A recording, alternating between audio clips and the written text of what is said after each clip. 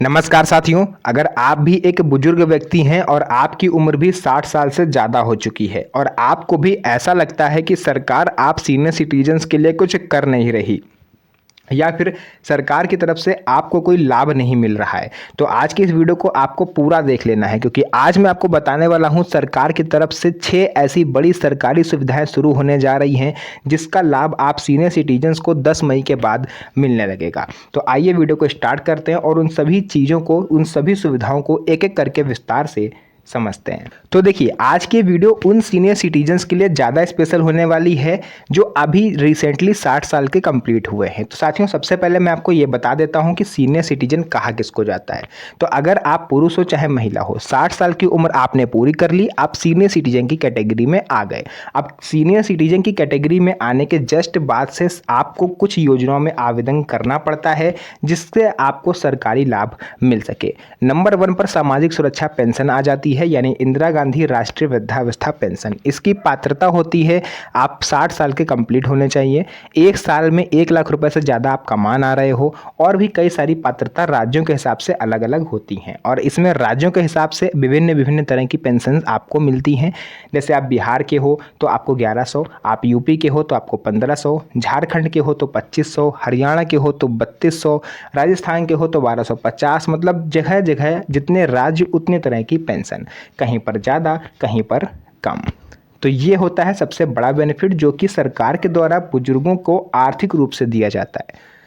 वहीं दूसरे नंबर पर आ जाता है स्वास्थ्य से रिलेटेड लाभ। जी हाँ साथियों, अगर आप तमाम कोशिश करने के बावजूद भी अपना आयुष्मान कार्ड बनवा नहीं पाए हो, आप जब भी आयुष्मान कार्ड बनवाने गए आपसे सीधे एक ही आपको जवाब मिला कि भैया आपका लिस्ट में नाम नहीं है, या अंकल जी लिस्ट में आपका नाम नहीं है, आप निराश होकर घर पर लौट आए। तो अब ऐसे सीनियर सिटीजन्स के लिए, यानी इसमें बस एलिजिबिलिटी ये है कि आपकी उम्र 70 साल क्रॉस कर गई हो, क्योंकि 70 साल अगर आपकी उम्र क्रॉस कर गई है और आपके पास राशन कार्ड है तो किसी भी सरकारी अस्पताल से बिना लिस्ट में नाम होने के बावजूद, यानी लिस्ट में नाम हो या ना हो, बस राशन कार्ड ले करके आपको चले जाना है आधार कार्ड के साथ जिसमें आपकी उम्र 70 साल कंप्लीट होनी चाहिए, और आपका आयुष्मान कार्ड वहाँ से बन जाएगा और आप एक साल में जो 5 लाख रुपए तक का फ्री इलाज गवर्नमेंट मुहैया कराती है वो आपको मिलने लगेगा। 2 लाभ हो गए। तीसरा आ जाता है साथियों बैंकिंग रिलेटेड, यानी बैंकिंग से रिलेटेड जो भी आपको लाभ हैं वो मिलते हैं। नंबर 1 पर बुजुर्गों की सबसे बड़ी परेशानी ये है कि वो जब भी बैंक जाते हैं तो उन्हें लंबी लंबी कतारों में घंटों खड़े रहना पड़ता है। ऐसे में कई सारे सीनियर सिटीजन्स हैं जो बैंक जाने से घबराते हैं, बैंक जाना अवॉइड करते हैं। रीज़न एक है क्योंकि उनके घुटनों में है दर्द, वो इतनी देर खड़े नहीं हो पाएंगे, और अगर आप बैठ जाते हो तो आपकी जगह कोई और नंबर पे लग जाएगा और वो अपना काम करवा लेगा, आप पीछे रह जाओगे।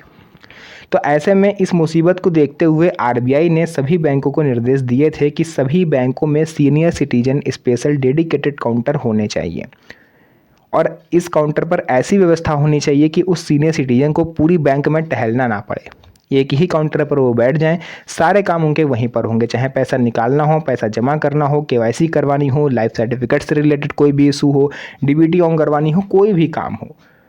तो ये एक बड़ी राहत है जो सीनियर सिटीजन्स को मिलती है। अब आप किसी भी बैंक में जाओगे तो आपको वहाँ पर लाइन नहीं लगना, और अगर senior citizen special dedicated counter आपको नहीं दिखाई देता है तो आप जहाँ पर आपका काम है, जहाँ पर आपको लाइन लगना है, आप सीधे जा करके अधिकारी से बात करो, नंबर 1 पर जो बैठा हुआ है, कि हम सीनियर सिटीजन हैं, मेरा काम पहले करो। ये उनकी जिम्मेदारी है, वो आपको करके देंगे काम, आप वो मना नहीं कर सकते, है ना। कोई एहसान नहीं करेगा वो आपके ऊपर, ये आपका राइट है, ये आपका अधिकार है जो कि सुप्रीम कोर्ट की तरफ से आपको दिया गया है। ये तो हो गया 3 लाभ। इसके अलावा साथियों मैं आपको बता देता हूँ कि कई सारे ऐसे और बेनिफिट हैं, जैसे कि वरिष्ठ नागरिकों के लिए कानूनी सुरक्षा। ये एक बहुत ही इम्पोर्टेंट कह सकते हैं आप लोग, आपके लिए बेनिफिट है। अगर आपके घर में आपको कोई प्रताड़ित कर रहा है, चाहे वो आपका सगा बेटा हो, चाहे आपके पड़ोसी हों, चाहे आपके रिश्तेदार हों, तो आपकी मात्र एक कंप्लेन उनको मुसीबत में डाल सकती है। आपको केवल एक एप्लीकेशन लिख के अपने नज़दीकी थाने में पहुंचानी है, सीनियर सिटीजन ट्रिब्यूनल में पहुंचानी है, फिर आप देखो कि जिसके खिलाफ आपने कंप्लेन करी है उसका क्या होता है।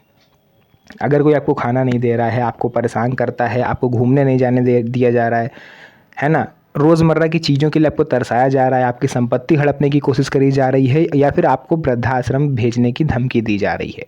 किसी भी मामले में आप कंप्लेन कर सकते हो और आप जो भी आपने कंप्लेन करी है उस पर त्वरित एक्शन होगा और तुरंत कार्रवाई उस पर करी जाएगी।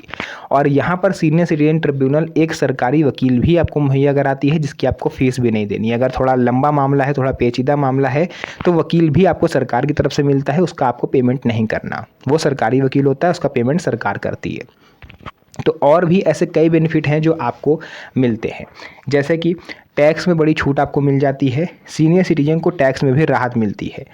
जैसे कि मैंने आपको बताया था, अगर आप एक साल में 12 लाख रुपए तक भी कमा रहे हैं तो आपको टैक्स में अच्छी खासी छूट मिलती है। कैटेगरी यहाँ पर दो तरह की होती है, एक केवल सीनियर सिटीजन, एक सुपर सीनियर सिटीजन। 60 साल से 79 वर्ष के जो लोग होते हैं उन्हें सीनियर सिटीजन कहते हैं। 80 साल के ऊपर के जो भी लोग होते हैं उन्हें सुपर सीनियर सिटीजन कहते हैं, है ना। कैटेगरी केवल अलग अलग है लेकिन लाभ एक ही सा मिलता है। कुछ एक्स्ट्रा बेनिफिट केवल मिलते हैं सुपर सीनियर सिटीजन्स को, जैसे कि मैं आपको बता देता हूँ। बैंक में अगर आपका अकाउंट है, नॉर्मल सेविंग अकाउंट है, और आप जैसे ही 60 साल के कंप्लीट हुए, आप अपने उस नॉर्मल सेविंग अकाउंट को सीनियर सिटीजन सेविंग अकाउंट में कन्वर्ट करवा दो। इसका दो बेनिफिट आपको मिलेंगे। नंबर 1 पर आपको जो इंटरेस्ट रेट है उसका परसेंटेज बढ़ जाता है। जैसे नॉर्मल सेविंग अकाउंट में नॉर्मल जो होता है, आम लोग का होता है 30 साल 40 साल वालों का, उनको 6% इंटरेस्ट मिलता है, तो आपको 8 से 9% तक इंटरेस्ट बैंक दे सकती है।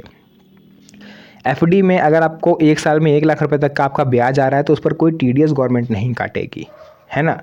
इसके अलावा पोस्ट ऑफिस में निवेश वगैरह करना चाहते हो तो उसमें भी आप आसानी से कर सकते हो। इसके बाद अंतिम लाभ है यात्रा में छूट। अब यात्रा में छूट देखिए, रेलवे सीनियर सिटीजन कंसेशन ये फ़िलहाल शुरू नहीं हुआ है और आने वाले लगभग 1 से 1.5 साल 2 साल और भी हो सकता है ज़्यादा, इसके शुरू होने के कोई चांसेस नहीं हैं। जब तक एटलीस्ट आपके रेल मंत्री अश्विनी वैष्णव रहेंगे तब तक तो इसके चांसेस नहीं हैं, या यूं कह लो आपको कि केंद्र में भाजपा सरकार रहेगी तब तक इसके चांसेस नहीं हैं। इसके पीछे रीज़न क्या है कि रेल मंत्री आपका जो कंसेशन है उसे शुरू करना नहीं चाहते। संसद में राहुल गांधी जी ने और विपक्ष के कई सांसदों ने इनसे ये सवाल किया कि जब सब चीज़ें दोबारा से शुरू हो गई हैं, चुनाव हो रहे हैं, आईपीएल हो रहा है, हर चीज़ हो रही है, तो ऐसे में सीनियर सिटीजन कंसेशन क्यों नहीं शुरू करी गई। तो इनकी तरफ से एक ही जवाब था कि हम औसतन 46% तक सब्सिडी सभी को दे रहे हैं, चाहे वो 20 साल का व्यक्ति हो चाहे 80 साल का व्यक्ति हो, यानी किराया हम कम ले रहे हैं। अगर कहीं का किराया 1000 है तो इनके हिसाब से ये आपका 460 रुपये पहले ही माफ़ कर चुके हैं, यानी आपको केवल 540 उसका देना होता है, पहले से ही किराया कम है। अब ये तो आप और मैं अच्छी तरीके से जानते हैं कि कितना किराया कम है और कैसे सब्सिडी हमको मिल रही है। बट कुछ राज्य ऐसे हैं जो बस में आपको छूट देते हैं, यानी बस में आप ट्रैवल करते हो तो आपको फ्री ऑफ कॉस्ट है। जैसे हरियाणा में जो सीनियर सिटीजन्स हैं उनका पैसा नहीं पड़ता है अगर वो ट्रैवलिंग करते हैं सरकारी बस के जरिए। इस योजना को कई सारे राज्य और चलाने वाले हैं, जैसे यूपी से भी ये खबर आ रही है कि यहाँ पर भी ये योजना लागू हो सकती है ना। पंजाब में हो सकती है, मतलब जहाँ जहाँ अगले 1 साल में विधानसभा चुनाव होने हैं वहाँ पर आपको ये जो सीनियर सिटीजन्स हैं इनको बस में फ्री ट्रैवलिंग देखने को मिल सकती है। बाकी साथियों बेनिफिट तो बहुत सारे हैं, बट अगर मैं एक एक करके सारे गिनाने बैठ जाऊंगा तो वीडियो काफ़ी ज़्यादा लंबी और बोरिंग हो जाएगी। तो मेन जो चीज़ें थी वो मैंने आपको बता दी हैं। अगर आपके मन में कोई डाउट है, कोई क्वेश्चन है जो आप मुझसे पूछना चाहते हो तो आप कमेंट सेक्शन में पूछ सकते हो, उसका रिप्लाई मैं आपको दे दूँगा।